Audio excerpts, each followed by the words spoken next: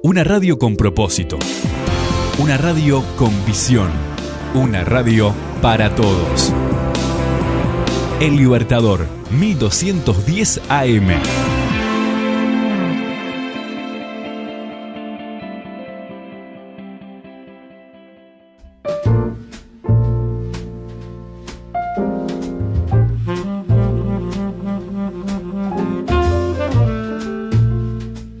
Continuamos en Punto de Partida y hoy una columna de salud muy especial. Tengo conmigo a Fernando Britt. Él es especialista en TDA y TDAH, déficit atencional y déficit atencional por hiperactividad. No sé si lo dije bien. ¿Cómo estás, Fernando? ¿Cómo estás? Muchas gracias, Carlos, por la invitación. Un gusto otra vez estar contigo. Ahora a la distancia porque estamos con el tema de la cuarentena y bueno, este distanciamiento social que se está hablando. Y bueno, pero es un gusto tenerte aquí por lo menos por videollamada. Claro que sí, te veo muy cercano igual. Bueno, contanos un poquito cómo. Bueno, mi preocupación era más que nada orientar a aquellas personas y aquellos que tienen, en primera instancia, niños, pero no solamente hay niños con déficit atencional, ¿no? También hay personas adultas que ahora de golpe se encontraron con un hacinamiento, están todos dentro de casa y algunos padres que se han visto desbordados. Y yo no sé cuánto malo puede ser o cuánto bueno puede ser esta situación. Contanos un poquito, ¿qué pensás vos? Bueno, hay de todo. Hemos visto en la clínica, porque nosotros tuvimos que adaptar también y estamos atendiendo la psicoterapia, las consultas a distancia, que incluso ha aumentado y se han motivado por estas situaciones. Han aumentado muchísimo los conflictos familiares, por supuesto. Mira, si las cosas sigan más o menos, generalmente por esta situación a nivel de vínculo, de relación, puede ser que hayan empeorado. Y hay otras situaciones que hemos visto incluso positivas, ¿no? Eso depende cómo uno tome la situación de crisis, si la familia es capaz, ¿no? Si puede ser capaz de crear un espacio creativo, digo, de esperanza, de nuevas situaciones, de lo que da la oportunidad de estar más juntos, más tiempo juntos, ¿no? Entonces hay cosas positivas y cosas no tanto. ¿Y cómo uno puede, digamos, aquel que se ve desbordado, cómo puede actuar? Por ejemplo, nosotros lo vemos muchos en los niños, ¿no? Bueno, mucho tiempo fuera de casa, obviamente no estás en casa, le delegás un poco la tarea a los maestros, ¿no? A los cuidadores, pero cuando lo tenés en casa las 24 horas, se ven desbordados. ¿Cómo es la mejor manera de trabajar con esos niños?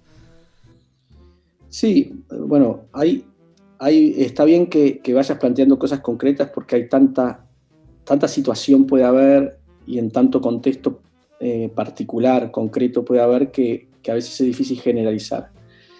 Pero en general los padres se están viendo bastante agobiados con la situación de tener que hacer una tarea muchas veces que tiene que ver con cierta docencia, ¿no? Que no queda otra que hacer en estas instancias porque los docentes no siempre están pudiendo llegar a esa instancia. En este caso, yo creo que hay etapas incluso dentro del confinamiento, ¿no? de la cuarentena. En un principio estábamos todos agobiados de la información, no sabíamos dónde estábamos parados. No sé si te pasó a ti o a los que están escuchando que han tenido teorías o han tenido posiciones que ahora son diferentes en uno mismo y piensan diferente. En muy poco tiempo las cosas cambian porque el mundo no sabe muy bien de qué estamos viviendo. Se decía de unos meses, ahora se habla de una nueva normalidad. O sea, estamos en continuo proceso de esta situación. Y esto influye incluso en esta cosa concreta que me estás diciendo, porque hay que planificar y hay que decir cómo nos instalamos, qué estructura hacemos en casa para empezar qué estrategia hacemos en casa. En un principio había algo de aprovechar el momento, de estar juntos, y no estar tanto preocupado por los deberes ni por las tareas escolares y empezar a compartir cosas que muchas veces no podemos porque hay falta de tiempo. y entonces aprovechar eso. Es más, de construir un poco la temporalidad esa que nos tiene chaca, chaca, chaca, chaca, ¿no? En el sistema. Claro. Entonces, no fijarse tanto en las horas, empezar. Pero bueno, así no podemos estar tampoco toda la vida, ni tanto tiempo. Entonces, hay una segunda etapa de decir, bueno, acá, con respecto a las tareas que decís escolares, hay un año que se tiene, y hay un contenido, y hay un proceso educativo que tiene que continuar. Entonces, ahí hay que poner, y ahí viene la primera estrategia, en un determinado momento, que puede ser ahora, o hace un tiempito ya, que es poner una estructura. Con horarios marcados. Mira, yo le llegué a decir a mi hija, incluso a algún pacientito, ponete la túnica. Es más, salió en la televisión un niño que se ponía la túnica, la moña para hacer. Es que, ¿por qué? Porque necesitamos en el ritual dar una diferencia de estar jugando a estar trabajando. ¿Tá? Es más, decime si me extiendo mucho, ¿no? Pero vos me das la libertad de hablar. A mí me pasó, cuando me tuve que ir a Brasil, estaba en España, me fui a Brasil como profesor invitado, estuve mucho tiempo hasta que se oficializó el trabajo en una universidad como profesor invitado. Y de un día para el otro, de estar trabajando muchas horas por día, me vi como que estaba en unas vacaciones de 4 meses constantes, hasta que me tuve que imponer ir a trabajar, aunque no tenía la obligación, vestirme, ir a un lugar tipo coworking y empezar a trabajar. Y salir del lugar que es de vacaciones, digamos. Entonces, creo que los niños necesitan eso, una estructura. Hemos visto diferentes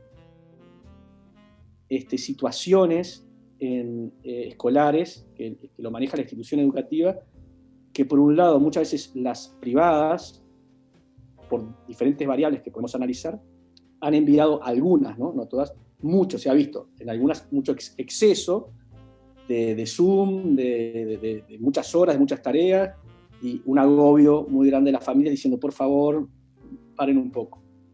Y por otro lado, y muchas veces en las públicas, por diferentes variables, no porque una sea mejor ni peor, pero hay variables ahí, incluso que se entienden, ojo, porque en las públicas hay población que no accede a computadora, ni pagó internet, entonces los docentes tienen que bajar el ritmo, porque si no, es para unos y para otros no.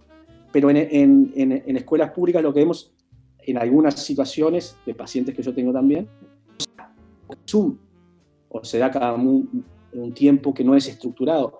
Y estamos en una situación de educación a distancia, entonces tiene que haber horarios, tiene que haber alguna clase de Zoom, ¿tá? Puntual por lo menos, media hora. ¿Tá? Algunos dicen, si decimos por día, sí, por día tiene que haber, porque no está yendo a la escuela, pero tiene que haber un horario. ¿Tá? Y entonces ahí los padres tienen que hacer ese esfuerzo, y si no pueden y tienen las condiciones, quizás contratar a alguien para que los ayude, un profesor particular, si tienen y si no, hacer el esfuerzo de estructurar la situación educativa. Bueno, pero con los niños que tienen déficit atencional, ¿cómo se logra que... Porque vos viste que los niños que tienen hiperactividad se sientan, se paran, se sientan, se paran. ¿Cómo consiguen los padres poder normalizar eso? Eso es un desafío con y sin pandemia, con y sin cuarentena. Es el desafío de los docentes. ¿Y qué pasa? Mira, vamos a hablar en general sobre eso. Cuando esto sucede en niños que tienen una dificultad específica, dígase TDAH, por ejemplo, estamos hablando, los padres, si hay presencia de los padres en los deberes, en las tareas escolares, es muy positivo. ¿Tá? Es positivo cuando los padres consiguen esa presencia y esa ayuda de una forma amorosa, con calma, con mucha paciencia, ¿tá? Tomándose imaginariamente un Plidex, no hace falta tomárselo, pero imaginariamente, respirando hondo y haciendo de una forma que sea una experiencia positiva y no una experiencia de tortura, ni para ambos hijos, ni una experiencia que desgaste la relación. Si se logra hacer eso sin desgastar la relación de una forma positiva, el hecho de que los padres estén ahí, si lo hacen con amor y con vocación, porque hay padres que tienen más vocación para enseñar cosas académicas que otros, ¿no? Y muchas veces los que tienen esa vocación y esa facilidad, a veces juzgan a los otros y dicen, pero los padres no se preocupan. Bueno, no sé, no todos no quieren no preocuparse. Hay algunos que no tienen, hay algunos que no se acuerdan de cómo es dividir, cómo se divide, y algunas, ¿no? Y hay contenidos que a veces los adultos ni siquiera, a ver, entonces, cuando lo pueden hacer de buena manera, está bien. Ahora, cuando empieza a haber un conflicto que se centra en eso, lo mejor es, en lo posible, buscar un apoyo profesional. ¿Ah? Primero, estamos hablando del tratamiento del TDAH. El psicoterapeuta, que todo el tratamiento tiene que partir de la psicoterapia. Es multimodal, puede haber medicación, pueden haber otros profesionales como la psicopedagogía, pero el tratamiento, el fin es psicoterapéutico. Es lo que tiene que centrar el tratamiento multimodal. Esto es consenso internacional. Se haga o no se haga, porque en general no se hace así, pero la lógica y el consenso internacional es así. Porque hay que privilegiar el tratamiento psicológico ante la medicación. Y si la medicación entra dentro de un contexto. Y si el refuerzo escolar entra dentro de un contexto de objetivo terapéutico. Entonces, ahí es donde, hablando con el psicoterapeuta, si se tiene lo que sería el tratamiento adecuado, o si no se puede generar un espacio donde algún profesional o maestro particular pueda intervenir, incluso a distancia, por Zoom, 2 veces por semana, o lo que se pueda, para los que tienen recursos, y para los que no tienen recursos, buscar el acompañante terapéutico, que lo puede hacer, el asistente personal de BPS, que se da, que hay que hacer el trámite, pero se da, tener un espacio de ayuda en ese sentido. Y ahora, si querés, te voy a hablar de algunas herramientas, porque vos lo que me preguntabas era por las herramientas. Yo te hablaré del contexto. Perfecto. ¿No? Las herramientas que se trabajan con los niños que tienen tanto el déficit de atención como la hiperactividad, tienen que ver con lo que se llama el control de contingencias. Vamos a bajar este concepto a tierra. El control de contingencias es estructurar la situación en la que hay una conducta inadecuada y analizarla. Primero, concretar esa conducta inadecuada, ¿cuál es? Y ese proceso a veces parece una bobada, y nosotros en los seminarios, por ejemplo, nos pasamos a un tiempo para que los participantes puedan concretarlo y hacerlo bien. Entonces, ¿cuál es la conducta inadecuada? En este caso se distrae frecuentemente o siempre al hacer los deberes, cuando le plantean de hacer los deberes. Esa es la conducta. Bueno, tenemos que hacer un análisis, estoy hablando de herramientas, un análisis que se llama un análisis ABC de la conducta, funcional de la conducta. ¿Qué significa ABC? A, antecedentes, B, behavior, es en inglés, ¿no? Y consecuencias. ABC. ¿Qué pasa antes? ¿Cuál es la conducta y qué pasa después? Cuando analizamos qué pasa antes, tenemos que ver el contexto. ¿Ok? ¿A qué hora se hace? ¿En qué momento? ¿Cómo se le avisa? Si hubo acuerdos anteriores. Si hay una estabilidad, si hay un horario, todo eso. ¿Con quién lo hace? Si la conducta inadecuada es con la mamá o con el papá o con los dos, o con el tío, con la abuela, ¿no? O con la maestra particular, lo que sea. Hay que analizar esto. Lo vas analizando, ¿verdad? En tu caso. Segundo, B, conducta. Definir bien cuál es la conducta. ¿Ok? ¿Qué significa? Se distrae. ¿Qué significa se distrae? Cada rato se le cae la goma, o quiere ir al baño, a tomar agua, o vuela, ¿no? Entonces, vamos a escribir eso. Consecuencias, ¿qué hacemos nosotros? Bueno, a partir de ese análisis tenemos para trabajar meses. ¿Tá? Porque tenemos que definir todo eso anterior, y te voy a dar alguna idea de cómo estructurar el antecedente. Primero, elegir un buen horario, que sea el mismo, que sea un horario donde sea el mejor para el niño. Si está medicado, por ejemplo, que es en muchos casos de TDAH, ver a ver si conviene darle la medicación media hora antes, si está descansado, si ya comió, si ya jugó un poquito, pero no lo suficiente como para perder las ganas de jugar y que le motive a terminar el trabajo para jugar, ¿tá? Y tener los privilegios para luego jugar, y si no termina, se le quiten privilegios, y todo eso viene el acuerdo con el niño, ¿tá? Luego tenemos que entender, ¿tá?, que en el caso de TDAH no es que no quieran atender, no es que, sí, no les gusta, porque necesitan un esfuerzo sobre mayor que cualquier niño para centrarse en la tarea, empieza la bola de rechazo a la tarea, y hay una actitud también de desgana, eso está claro. Pero además de eso, la atención o hiperactividad, lo que tienen es una dificultad en centrar la atención en una actividad que le requiera esfuerzo, como las tareas escolares, y que no le motive. Por lo tanto, si nosotros aceptamos ese diagnóstico, nosotros aceptamos que ahí hay una dificultad específica, una alteración en el funcionamiento cerebral. Por lo tanto, nosotros tenemos que brindarle un apoyo para que camine mejor, porque si un niño está cojo, y lo vemos que está cojo, no tenemos problema en acompañarlo con la mano para que intente avanzar, y cuando empiece a caminar mejor lo soltamos. Pero cuando un niño tiene TDAH no lo vemos, no se ve a simple vista, pensamos que puede ser un problema de actitud solamente. El niño cojo también va a tener un problema de actitud, porque si ven que los otros corren, el niño cojo no va a querer correr porque va a perder bueno, también lo tiene, pero como vemos que es cojo, lo agarramos y lo ayudamos y lo acompañamos. ¿Qué es la ayuda que necesita el niño con TDAH en este caso? Es brindarle la motivación externa, porque la interna la interna de hacer los deberes no le es suficiente para mantener la atención. Y la interna de las consecuencias que tiene, por ejemplo, repetir el año, está muy lejos para él, porque la consecuencia tiene que ser inmediata, para él o para ella, ¿no? ¿Cuál es el paradigma de las motivaciones que sirven para los niños con TDAH y que le podemos ayudar para que lo puedan hacer para las tareas? Los videojuegos.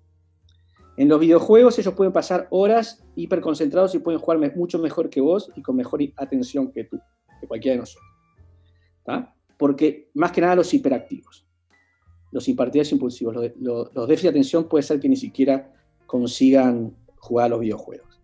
Pero los hiperactivos impulsivos sí, porque lo que necesitan son estímulos fuertes inmediatos.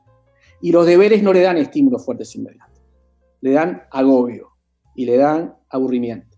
Entonces lo que los invito es a crear videojuegos en la situación escolar. No van a poder, si son programadores la tienen buenísima, ¿no? Y me pasan el programa, ¿ok? Cuando lo tengan. Si no son programadores, lo que tienen que hacer es simplemente brindar un reforzamiento inmediato, un premio inmediato, no al finalizar la tarea, sino al hacer, por ejemplo, una cuenta. La hizo, lo tiene. Eso lo va a cambiar, que es un punto, por ejemplo, una estrella. Después lo va a cambiar por un premio o un privilegio. ¿Qué es eso? Es un juego que le planteamos al niño de control de contingencias, que generalmente puede estar, si lo planteamos bien y lo hacemos bien, puede estar muy dispuesto a hacerlo, porque en lugar de decirle el sermón de siempre, tenés que hacer los deberes, que vas a repetir, que si no, que cuántas veces te dije, eso ya está cansado o cansada que le digan. Entonces, cuando vos le decís eso, se cierra, no va a hacer. Si vos le planteás algo que tiene que ver con su lenguaje propio de niño, que tiene que ver con el juego, y tiene que ver con que vos salgas de la situación de juez y de policía y te pongas en la situación de entrenador y digas, este es tu desafío, si lo lográs, te voy a premiar como un deporte, ¿no? Para ganarte la medalla. Y soy tu entrenador, soy tu papá, pero además, en este caso, te voy a ayudar a que lo consigas. Y le planteas una exigencia muy gradual, muy, muy gradual. Esa es una de las herramientas que se utilizan con los niños con TDAH, y si se hace bien, siempre supervisada por psicoterapeutas, porque esto parece muy fácil, miles de dificultades para aplicarlo, funciona. Y puede funcionar, generalmente funciona así, te digo cómo funciona. Si se aplica bien y hay buena alianza terapéutica, funciona así. Mejora inmediata y muy importante. Después, como esto es una novedad, baja un poquito. Y si todo va bien, sigue más o menos estable con estas oscilaciones, pero sigue mejor de lo que se empezó. Y después, si hay otros problemas, otras comorbilidades, otros trastornos, problemas en la familia, puede ir así, ¿no? Como sub y baja, pero es generalmente así. Nosotros evaluamos el tratamiento en ese sentido con una buena subida en un principio, después bajadas esperables, pero que la gráfica siempre está por encima de cuando se empezó. ¿Ok? Muy bien. ¿El exceso de pantalla puede ser perjudicial? Tareas en pantalla, muchas cosas en la computadora, videojuegos, dibujitos, especialmente en esta época de confinamiento. ¿Es perjudicial?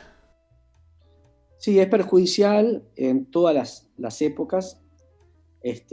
Generalmente cuando lo que generalmente planteamos parece una arbitrariedad, pero es lo que los consensos profesionales, académicos estamos manejando y que tiene sentido común, es que no sean más de 2 horas, sumadas todas las pantallas por día para los niños. Eso algunos padres colapsan.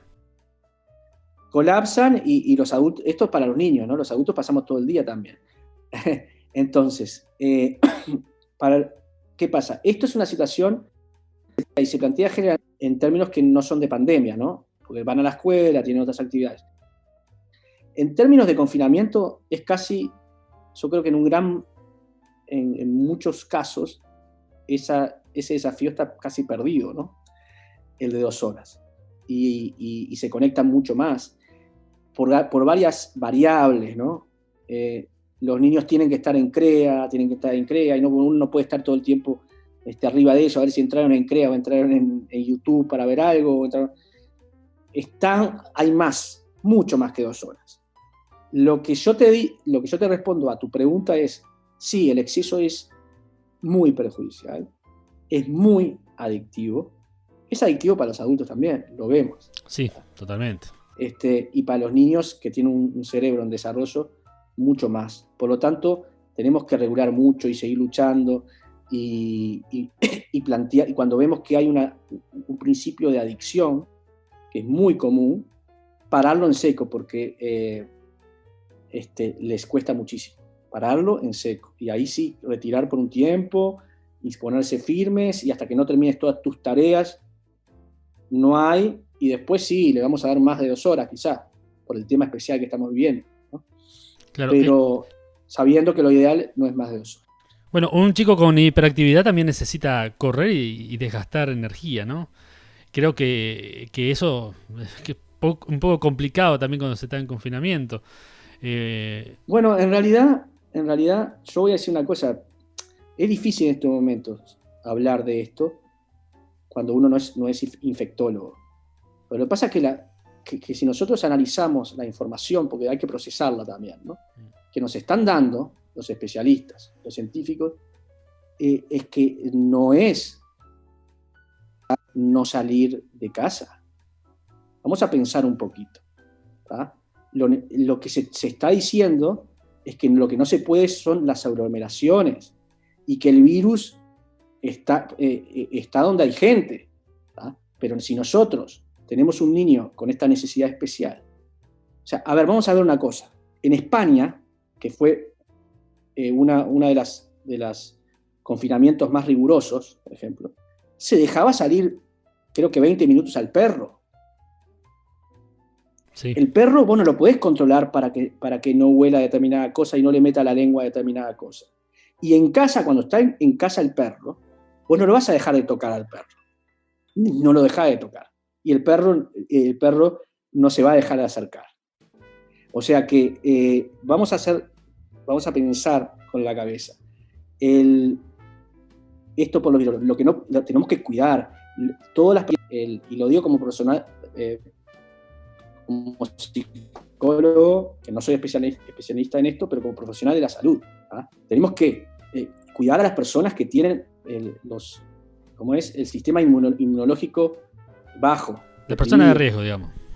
De riesgo, estas personas tienen lo que realmente protege contra el virus, porque en un 80% los que se agarran el virus, el sistema inmunológico lo gana, ¿ah? Es la defensa que tenemos, pero la gente que tiene bajo el sistema inmunológico la va a sufrir. Esos tienen que estar, estas personas de riesgo, de edad, por otras enfermedades que pueda tener, tienen que estar en cuarentena.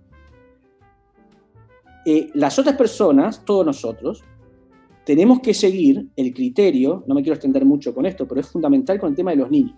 Sí. Tenemos que seguir el criterio de que las medidas de protección, incluso el confinamiento, tiene que ver con la velocidad de transmisión del virus, y esa velocidad la tienen que controlar quienes están en el gobierno y quien tiene los datos, en función del colapso o el posible colapso del sistema de salud. Es por eso el confinamiento, para que baje el ritmo, no para que no se contagie. Entonces, los niños necesitan salir. Hay que llevarlos, y lo estoy diciendo porque se permite hoy en día, no estoy hablando contra lo que dice el Ministerio de Salud Pública. Necesitan salir, correr, entonces ir a lugares donde no haya gente, por supuesto, pero los hay. Gracias a Dios en Uruguay, por ejemplo, tenemos espacios, ¿no? No estamos en China, donde salís y está siempre.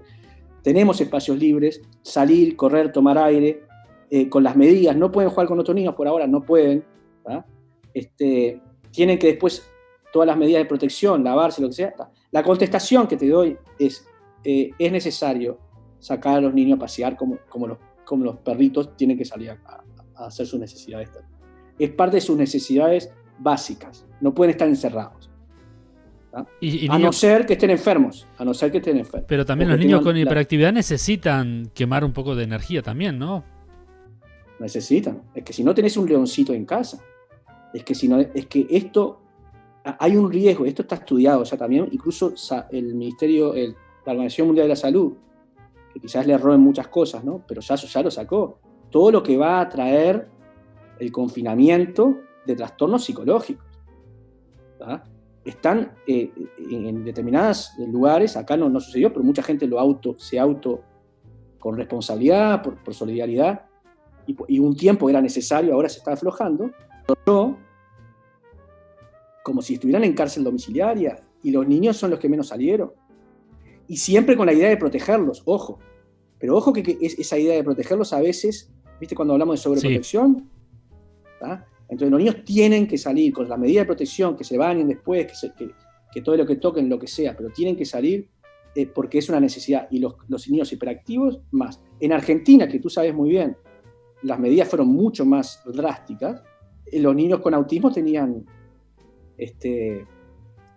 excepción. Claro. Entonces, esa excepción, los padres que sacan a niños con autismo, lo sacan diciendo, bueno, están sopesando en que se contagie o no. No, es que no tiene por qué contagiarse. Si lo sacás a lugares donde no hay abiertos, donde no pasa mucha gente, claro, no vas a ir al lugar donde, capaz que en plena Rambla, donde se aglomera a veces gente, ahí no es capaz que el mejor lugar. Pero hay parques donde hay más espacio. O sea, coincido con lo que tú decís, necesitan gastar energía, y ahora que la gente, espero, se vaya calmando un poquito en ese sentido, saque a los niños un poquito a que puedan correr y gastar energía. Bueno, también esto lo que ha traído también es el cambio de sueño, ¿no? ¿Eso puede traer también nuevos síntomas psiquiátricos? Claro, por supuesto. Sí, bueno, eso si no se duerme bien. Sí, pero a veces hay un cambio de... Como decía, si no tenés estructurados horarios, pueden aparecer nuevas patologías. Bueno, mira, en un principio, como yo te decía, lo mejor era aprovechar un momento de dejar el tema de tanto horario, pero después hay una etapa posterior, como hablábamos, de que hay que estructurar un poco. A ver, para la salud, lo mejor, siempre por el ciclo, es irse a dormir y despertarse más o menos en la misma hora. Eso el cuerpo y la mente, el cuerpo y la psiquis lo agradecen. Y cuando hay trastornos de cualquier tipo, mucho más. Ansiedad, depresión, TDAH, es parte de la higiene, digamos, como hacer ejercicio. Recién hablamos de los niños. Los adultos necesitan hacer ejercicio físico. ¿Okay? Es parte de la higiene de la salud mental y la salud física. Entonces, no sé si te acordás, el ministro, en un momento, la idea, en Uruguay, el mensaje era quédate en casa, y estaba muy bien, porque en un momento había que no se sabía cómo estaba el sistema de salud. Entonces había que proteger. Pero el ministro, sabiendo de qué estábamos hablando, largó una que era después de 20 minutos. ¿Te acordás de esa? Sí, me acuerdo. Y se armó. Es que no estuvo bien, después se desdijo porque no estuvo bien desde el punto de vista comunicacional, porque en ese momento la conciencia era antes de Semana Santa, era quédate en casa. Ahora es cuídate, en lo posible quédate en casa. Yo también estoy trabajando totalmente, mi paciente lo estoy trabajando a distancia. No estoy diciendo vívala, ¿no? Pero estoy diciendo que salir a hacer ejercicio también para los adultos es necesario.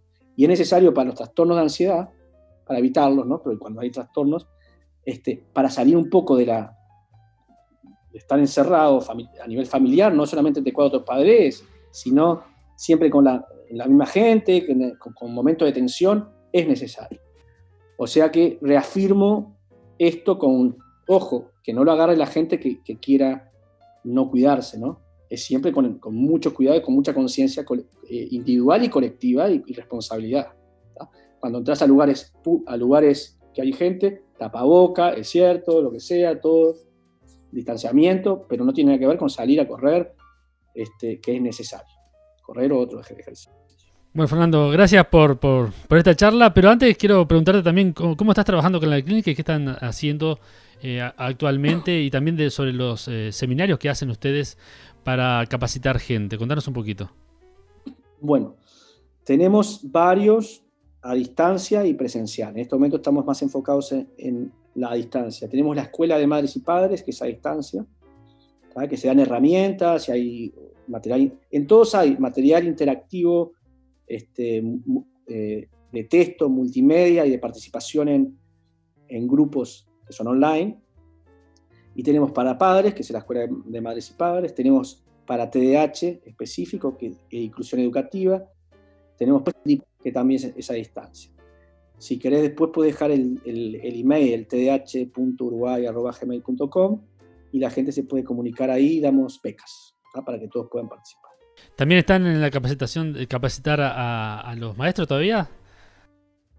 Claro, esa inclusión educativa, todas las que dije, menos la primera, que es más para padres, son para docentes en inclusión educativa, el TDAH, en TDA, y después el diplomado. Esas son todas, el contenido fue declarado de interés por ANEP. ¿Tá? Y bueno, es así. Y los seminarios presenciales, teníamos uno en mayo, lo suspendimos por toda esta situación, ahora lo pasamos para julio y vamos a ver en qué anda eso, por la situación, ¿no? Sí, por supuesto. Una pregunta que me quedaba en el tintero, que se me iba a olvidar.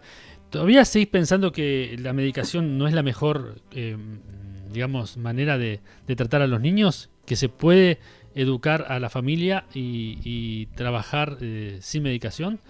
Porque tengo entendido que la medicación también trae trastornos después adictivos. Bueno, yo en realidad nunca llegué a decir eso. Lo que yo dije, lo que siempre transmito, ¿tá?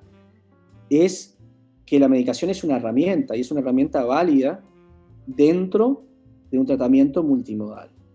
Cuando Bien. no es dentro de un tratamiento multimodal y se utiliza solo medicación, como suele suceder muy a menudo, puede llegar a ser incorrecto el tratamiento. ¿Por qué? Te lo explico rápidamente. No sé cuántos minutos tenés para que... Tranquilo, habla tranquilo. Bueno, vamos a ver. La medicación, la más común es el metilfenidato, ¿no? Conocido como Ritalina, Concerta, ¿tá? Tiene otros nombres en otros países, Mediquinet, pero es el metilfenidato. conocido como Ritalina, tiene un 80% de efectividad inmediata casi, ¿no? La dosis normal dura 4 horas en sangre, 4 horas como efecto, perdón, no en sangre, un efecto de 4 horas, y hay la larga duración que te puede durar 12 horas, 8 horas, ¿no? Entonces, tiene un efecto media hora. Y en un 80% tiene un efecto positivo. Puede llegar a controlar los síntomas. Algunos pueden ser casi maravillosos, ¿tá? Hay efectos secundarios, no siempre son valorados por los padres y por los docentes y por los médicos. A veces se los pasa un poco de largo los efectos secundarios, pero es positivo. Una de las peores situaciones es cuando es muy bueno el efecto, y los padres, muy entendiblemente, también los docentes, por ejemplo, se descansan en el efecto positivo que tiene la medicación.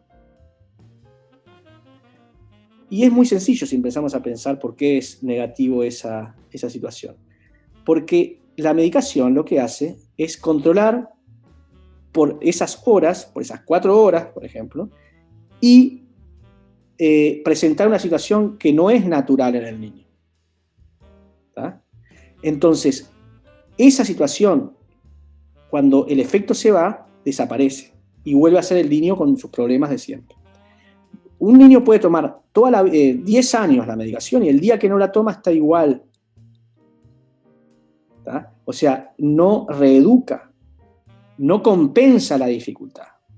Entonces, la psicoterapia es más costosa económicamente para el sistema de salud, para los padres cuando lo tienen que pagar por su propio dinero, en tiempo, en ganas, porque a veces es un embole tener que ir y tener que esperar.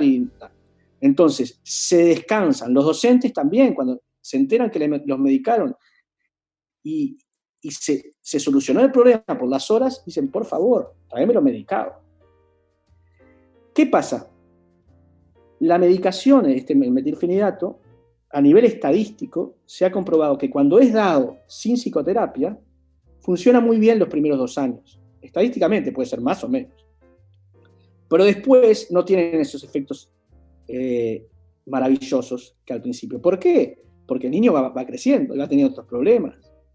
Y va agregando trastorno de conducta generalmente, ¿tá? Entonces se investigó, y la investigación más importante que hubo sobre la materia se llama el estudio MTA, en Estados Unidos, con miles de casos, un estudio multicéntrico, que es referencia a nivel de la academia, y lo que demostró es que después de los 2 años los resultados no son maravillosos como al principio, en medicación sola.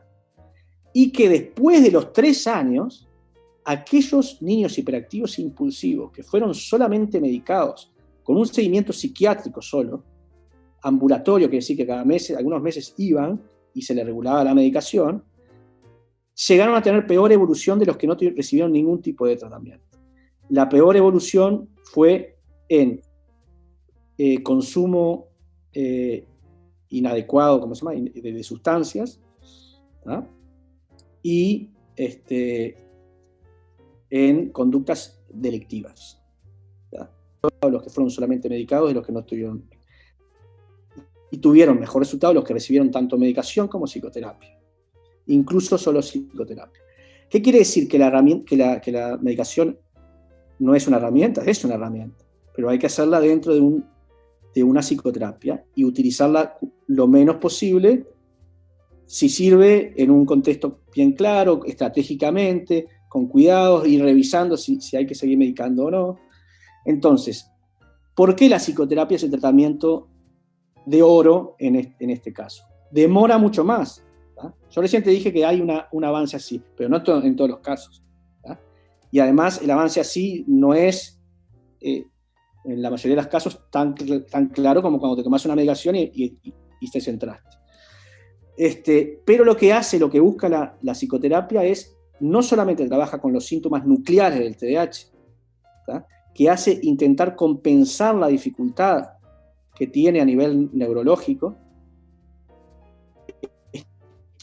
estimular para que se creen nuevos caminos neuronales y el niño adquiera estrategias para aceptar su dificultad y crear formas de superar. Eso no te lo da la medicación.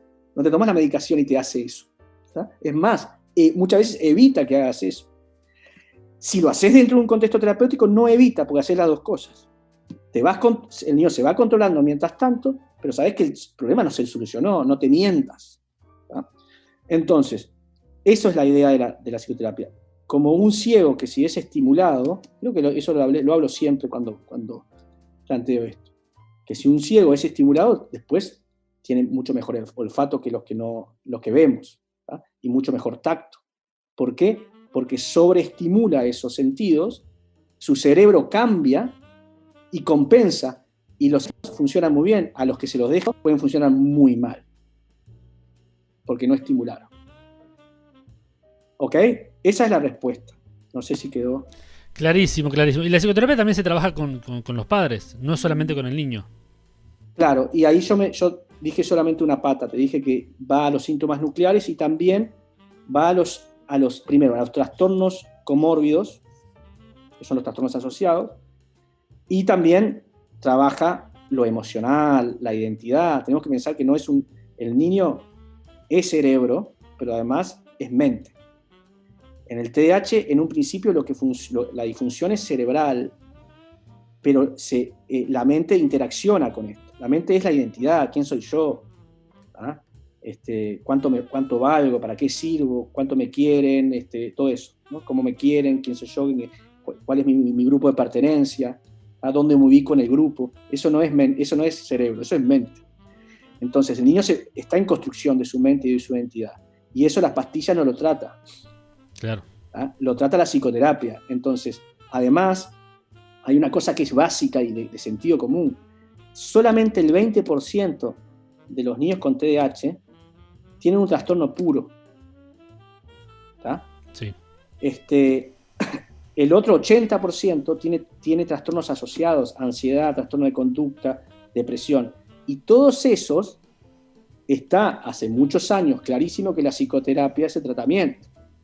Entonces, cuando vos tratás a un niño, no tratás un TDAH, tratás a un niño. Y además, cuando en el TDAH, esto está clarísimo, el tratamiento va dirigido al niño, a la familia y a la escuela. La inclusión educativa es parte del tratamiento. O sea, que das apoyo a la escuela, a los padres, y se trabaja en equipo. Muy bien. Bueno, ¿dónde puede llamar la gente para consultarte sobre psicoterapias, también sobre los talleres? Bueno, pueden llamar al WhatsApp que vos tenés, capaz que lo puedes poner después. Lo ponemos en pantalla. Exactamente. Y escribir al email también que te informé, que te puedo pasar ahora después para que se ponga en pantalla. Ahí está. ¿Okay? Perfecto. Te voy a dar el número que es 099-604-860. 099-604-860 para aquellos que están escuchando por radio y quieren acercarse, y bueno, también que tienen niños con estas dificultades, y no solamente niños, ¿no? También hay adultos. Exactamente. Que también y adolescentes. ¿Qué edad parte para tener hiperactividad, no? Sí, exacto. Bueno, Brit, muchas gracias, Fernando, por este tiempo. Gracias por evacuarnos muchas de estas dudas. Y bueno, y prontamente entonces espero contacto contigo para seguir charlando de estos temas. Bueno, muchísimas gracias. Cómo no, me siento siempre muy a gusto. Dejás mucho hablar, no interrumpís, eso se agradece, y seguís con preguntas muy, muy atinadas, así que siempre me siento muy cómodo contigo en las entrevistas. Bueno, gracias, Fernando.